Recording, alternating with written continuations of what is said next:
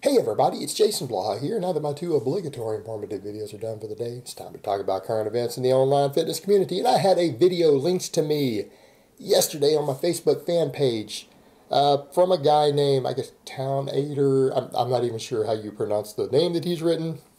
But he did a video that got a lot of views a while back. I covered it a couple weeks ago. A lot of people were interested in what I had to say on it, and this guy has finally made a response video to all the people coming in being critical of his video, and I'm going to cover that. So let me put on my +5 hat of weaponsmithing, work on skilling up my crafting a little bit, and let's talk about this. You know, that's interesting is that my video being critical of it got a lot of views, and he didn't want to seem to address me. Now, he might have near the end of the video. I stopped about 2/3 of the way through. I got a pretty good idea of his argument. By the 12-minute mark, I had a real good idea of what this guy's argument was. Counter-argument towards everyone being critical of his channel and his video. Here's what I'm going to say, though. A couple points I'm going to make right up front. He stood right there and said, look, I can understand if a lot of you guys want to be weightlifters, you want to be power lifters, all of those things. Well, I can appreciate that. Finally, someone acknowledges that from the bodybuilding world. That it's okay for us to be strength athletes and not bodybuilders. Well, I appreciate that. That's the first time I've ever heard anyone from the bodybuilding world say that on YouTube. Because they seem to all think that we're supposed to be bodybuilders. And that's the problem. He came over and said, well, I don't see why they're coming to my channel. This is a bodybuilding channel. Well, guess what, bro? Welcome to YouTube. People come see the title of my channel, Strength and Fitness. All right, I'm a master strength athlete. I'm in my 40s, and I care about strength sports. I care about fitness. I care about longevity. I care about being as strong as humanly possible going on through middle age and later into life. That's what I care about, and I want to help a lot of the younger guys, too, get their injury-free and make the best gains possible because size and strength cannot be correlated. You have to have muscle mass to be strong. You have to have good body composition to make weight classes. And, you know, those things can be carried over to other people's other endeavors. I mean, strength is the foundation of all human performance. It's also the foundation of your health. And that's a whole other topic entirely. But I get people who come here every single day from the bodybuilding world, all day, every day, and I have to remind them I'm not a bodybuilder because you don't look like a bodybuilder. Why should we listen to you about training?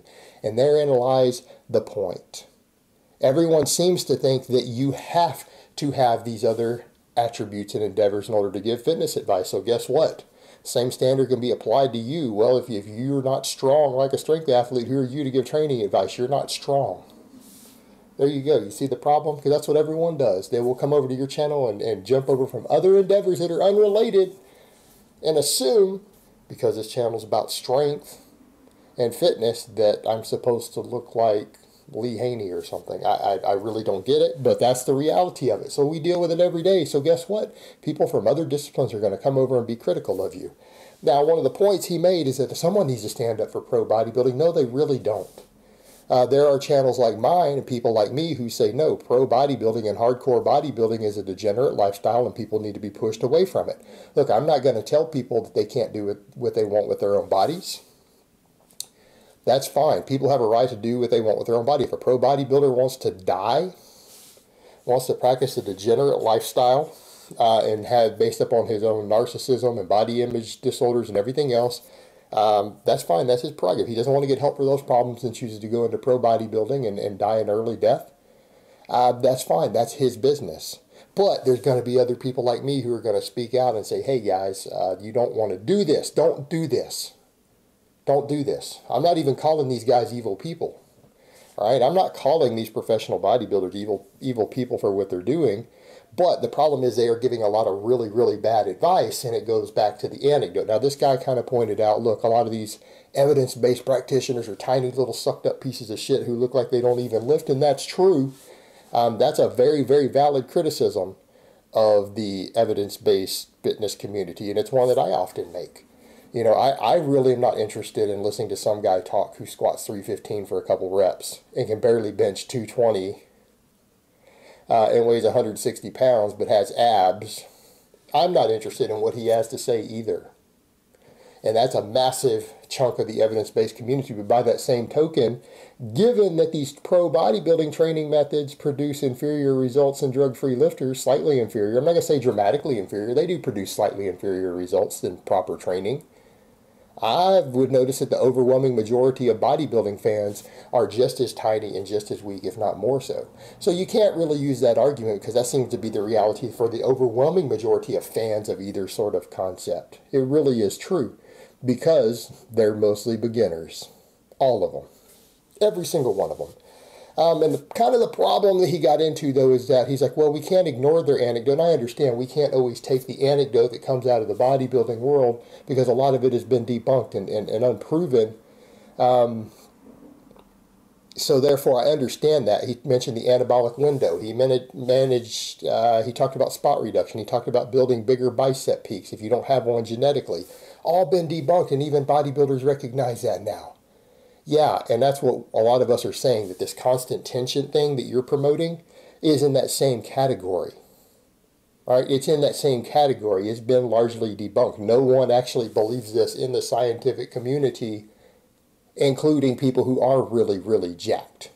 All right, again, perfect example. Go back and look at someone like Dr. Mike Israetel. You really think he's not incredibly jacked? Competes in multiple different disciplines, is himself a bodybuilder, has done powerlifting, competes in BJJ. He's pretty damn jacked. He's pretty damn jacked. He's bigger than me. He's bigger than me and stronger than me too. So he's actually said that there is no mechanism by which constant tension could even hypothetically produce superior hypertrophy. There's no mechanism in the human body by which you could even do it. And again, this is a former professor of kinesiology, Dr. Mike, actually says that. Right? He actually says that. There's no reason to think it. Like there's nothing to even study further. The evidence has never come out in any of the evidence literature looking at novice athletes, advanced athletes, looking at elite athletes. There's no evidence to support it epidemiologically, and there's no mechanism to even study. Right? It's never appeared in any of the data or the literature as having any benefits, just when noted anywhere, and it's not worth the effort. So it's come about because of pro bodybuilding. And when you talk about, oh, surprise, surprise, these guys use steroids, everyone knows that. I don't think you understand. You sound like a complete noob. You are a noob around the bodybuilding scene. You are a noob around the bodybuilding scene. It's not that they use some steroids. But people use steroids in every single gym, right? Their steroid use is rampant. I mean, they did a survey in the United Kingdom. They did a survey in the United Kingdom a number of years back, because I lived there for a while. They found that 1 in 3 guys in the gym were either on steroids or had used them. 1 in 3, the third. They're pretty common. They don't look like that. What do you think's going on? You think maybe they're just using a little bit, or do you think that these guys are using astronomical amounts? All right, go back and look at the autopsy of Dallas McCarver and look at what his blood serum testosterone levels were. I'm not going to get into the hearsay because I know a coach personally who was friends with him and knew him personally, and he did discuss some stuff that didn't come up on the autopsy, wouldn't have been found in the toxicology, that was astronomically high. Like one of the things that he mentioned that we didn't even see in the blood work would have been something in the range of $20,000+ a year cost. Dallas McCarver for one drug. But that's hearsay, so we don't need to bring that up. But look at his testosterone levels. They were 100 times normal. All right, if someone's pinning a hefty amount of tests, a human trial, like 500 milligrams, well, your testosterone levels are going to be about 3 to 4 times an average person's, right, an average healthy man's. 3 to 4 times. That's pretty high. You had 100-fold times what the average person has. The average healthy young male. Right? The average healthy young male, he had 100 times their testosterone of 100 average healthy 20-year-olds in his system. All right? We're not just talking about a little bit. These guys are abusing insane, copious amounts, and the whole bodybuilding lifestyle revolves around degeneracy and everything else. It needs to be called out on that. So what, you're going to defend it? Well, that's your prerogative. You're free to defend it, but let's be honest about what it involves. And let's come back to the point. This fluff and pump, the way they're doing all these stuff with these partials, and half of them don't have a mind-muscle connection. You want to talk about, well, they're focusing on the squeeze and the contraction. Watch the way most of them flop around with these partial reps. All right, they're just flopping around with partial reps. And yes, I understand they're using body English, and there's a place for body English on different lifts. No one's disagreeing with that. I hope no one's disagreeing with that. But You're going to talk about they're doing it for a mind-muscle connection when they're flopping around. Let's be honest here. There's no peak contraction or anything happening with it. Most of these guys are doing on this. But at the end of the day, you want to stand there and say, look, those last few inches of range of motion on each end of the rep aren't going to make a lot of difference. You're right. They're not going to make a lot of difference. And in the case of someone who's genetically gifted with 50 times the testosterone of the average man, they're probably not going to matter. But to a person who isn't genetically gifted, who is trying to gain as much muscle as possible, the fact of the matter is there are muscle fibers that you cannot stimulate purely in the middle of an exercise. On every muscle, there are muscle fibers that are specific to joint angles. And if you're not training those, you are potentially losing muscle mass. And that's the point that people should be making, is not that you can't make gains doing it. It's that you are specifically going out of your way to do something that might give you 10% or 20% less muscle growth, right? You're doing something that might give you 10 to 20% less muscle growth, specifically being told to do it by these ass clowns, because that's what they're doing and people are emulating it. People are going out of their way to specifically target something that's going to produce slightly less muscle growth. No one is saying you're not going to make any gains. The studies on these, in even half reps with heavier weights, meaning because you should be able to move more weight through a half rep, even the studies on half reps show that they gain muscle mass. You need to understand that they gain muscle, they just gain less muscle. They just gain less muscle. And again, no one's saying that every exercise has to be full range of motion. But you damn well better be training the terminal ends on stuff. And more importantly, certain big exercises, you ideally, for safety, for everything else, you need to be doing at least the full effective range of motion. There are various injuries that come from doing half reps. Half rep squatting cause injuries. In fact, all these guys he shows in the video were all using knee wraps. So knee wraps damage your knees. Half squats damage your knees. Right? You need to be hitting parallel at least on most of these exercises. That actually causes the least shear stress on the knee. Right? That again, we're looking about longevity and training. And the reason half of these guys started doing all these various partial reps is because all of the site enhancement and drugs they are injecting into a lot of these muscles limit how much range of motion they can do without getting a lot of pain, because they're getting swelling and stuff in the muscles from the stuff they're injecting in them, and they create tightness like biceps, triceps, things like that. These guys all have copious amounts of oil they've injected in there and scar tissue in there and swelling as a result of all that, and it hurts. The muscle is pulled tighter and taunter.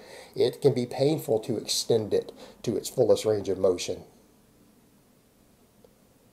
It can be painful to do so. So these guys end up doing this stuff, or they're using so many drugs that their muscles grow stronger and larger faster than their connective tissue can keep up, and then the terminal ends of the range of motion might put too much stretch on a tendon that maybe their drug combination hasn't strengthened as much, and they're worried about tearing it, particularly combined with in a muscle that it has more tension and swelling in it as a result of the stuff they're injecting. So a lot of these fixes that they're doing, and the reason they're doing this stuff, is related to fixes and problems related to the drug abuse. It's not because they would have figured that out and been doing it that way if they weren't doing that. All right, it's combinations of swelling and pain in muscles from directly injecting things into them. It has to do with weakened connective tissue. All right, there's a lot of other factors that have led to these guys starting to do a lot of these things and then it catching on. It has nothing to do with, oh, these other guys got better results doing it, because exactly the point he made. He can think of two really big name bodybuilders who were known for their full range of motion and good form and everything. Dorian Yates. I mean, if you're going to use anecdote, go back and point that out. So clearly, Dorian Yates was bigger than the other guys in his era while using stricter form. So if you wanted to use anecdote, the stricter form made him bigger, but it really didn't. He probably, and most likely, and the rumors are that he just discovered some new revolutionary drug methods. Because that's ultimately what drives the bodybuilding world. Newer, better, stronger drugs, higher doses. That's what it's about. Their training honestly doesn't even matter that much. I'm not saying it doesn't matter, but in the grand scheme of things, it takes on a lesser role. And the range of motion a bodybuilder chooses to do his bicep training with isn't going to significantly affect whether he wins or not. It's largely going to be genetics, drugs, site enhancement, fat burners. That's what's going to determine whether he wins or loses. it probably doesn't matter a lot how he trains his bicep as long as he trains them. And that's the point we come back to, because the guy said, well, it doesn't matter as long as you're getting tension on the muscle and progressive overload. Of course they're going to grow. But everyone else doesn't have that luxury. People who aren't spending $20,000 a year on drugs and aren't genetically gifted don't have the luxuries of specifically adopting and adapting training methods that are going to give them 10 or 20% less muscle for the same amount of sets and reps and time spent in the gym. That's the problem. All right? And we have to be realistic about that. All right, guys, but that's really all I have to say on that today. I hope it's been informative, and I will talk to you guys next time.